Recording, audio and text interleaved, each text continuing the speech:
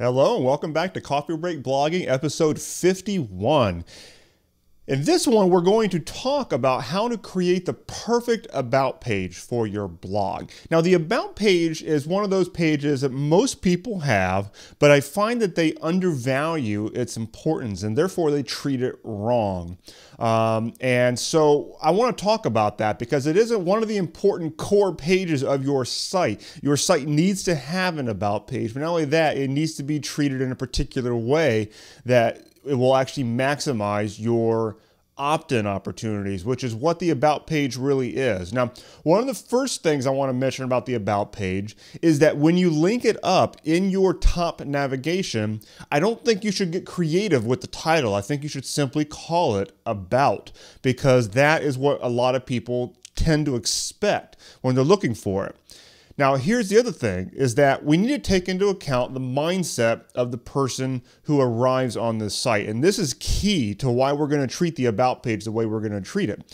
The purpose of the about page is to clearly communicate the value of your blog to a brand new person, and hence convince them that you are the thing that they need to be reading, and they need to be a member of your community and opt into your list. That is the purpose of the about page. See, when somebody arrives on your blog, they're immediately going to size you up, and they're going to be like, should I care?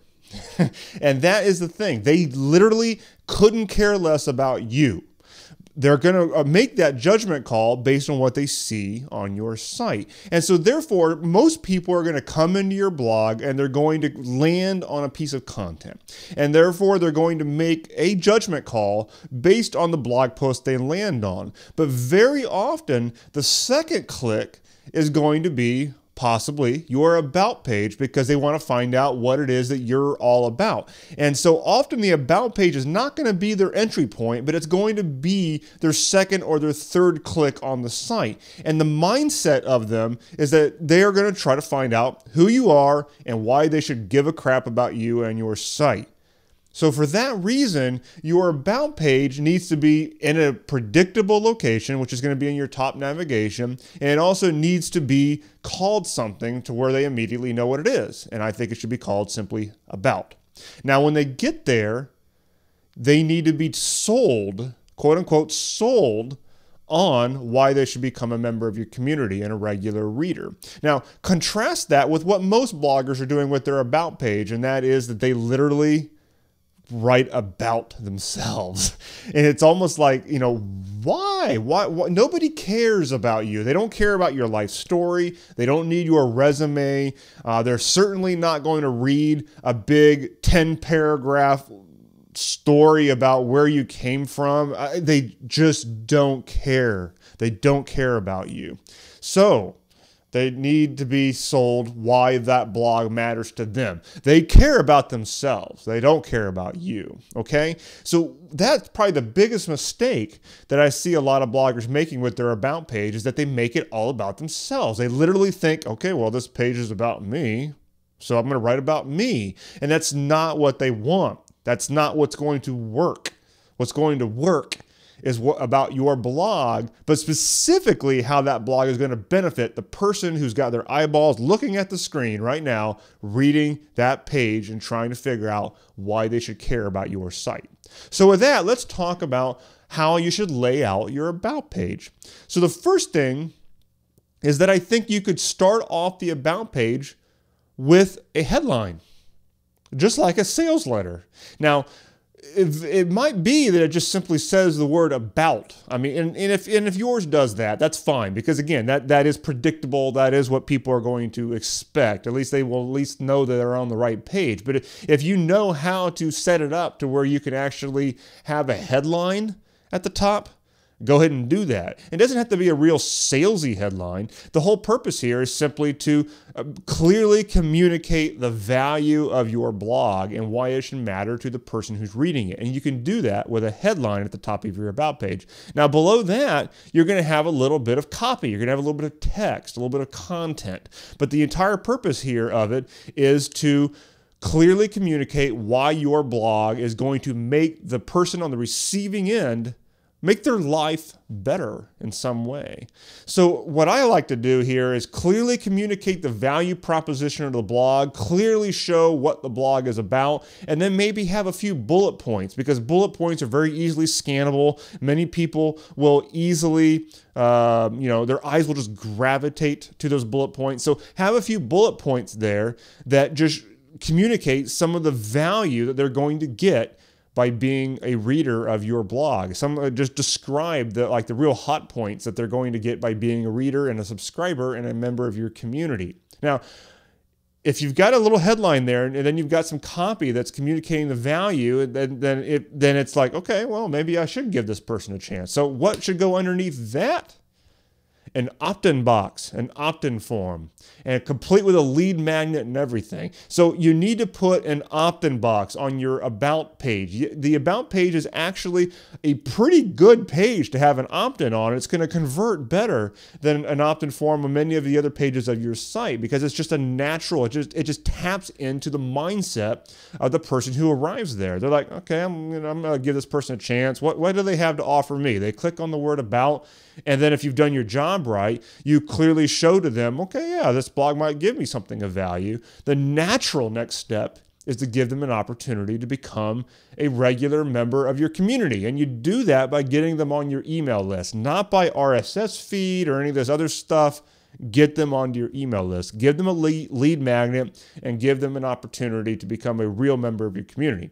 Now, a lot of times below that is where you can get into a little bit of information about yourself and your background and things like that. But here's another thing that people often get wrong. First of all, many people get way too long-winded about their background. It ain't that important, so don't do that. The other thing is that they bring up aspects of their lives that have nothing to do with the target market of your site. For example, I talk about online marketing, blogging, things like that. Now, if I went to my About page and I started talking about, parts of my life that have nothing to do with blogging and content marketing, I might bore the snot out of people. And it's not like I'm unidimensional. I mean, I do have other things in my life besides just blogging and online marketing. So I just don't talk about them because they're not relevant. So my point here is that you need to bring up the aspects of yourself that are related to your target market. Now, if you want to have a much more involved life story, put it on a different page. I have a page at the Blog Marketing Academy which is just dedicated to me. I think it's just literally called About David Risley. And the whole thing is a story. Now, again, when I write that story, I write it particular to the market that I'm in. I'm not bringing up every little thing.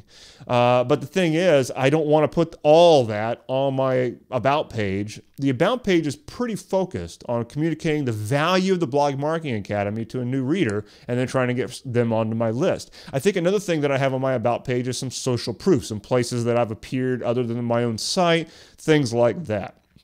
So it's important to think about your About page as a landing page for your site, as a sales page for your site. And you're not selling anything that involves money. You're literally selling them on the prospect of becoming a reader of your site. And that's what the About page is all about. Now, like any good sales page, you end it off with a call to action.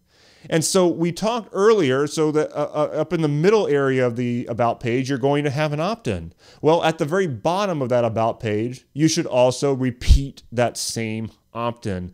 Give them another opportunity to opt in. So let's run through it real quick again. You're going to have some type of a headline there. You're going to have some quick copy that gives them the bullet points on why they should read your site. And then you're going to give them an opportunity to opt in and become a member of your community.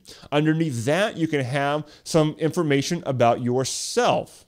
But you want to lean it in the direction of only those things that are most relevant to your target market. And then below that, once again, you want to cap it all off with the final call to action, which is to opt into your list. That's the structure of an About page that will actually convert for you. And it's going to work a hell of a lot better than what most people do with their About page, which is just write all about themselves. And usually it's just boring and you just want to go to sleep, and you probably won't even read it to begin with because it's so darn long.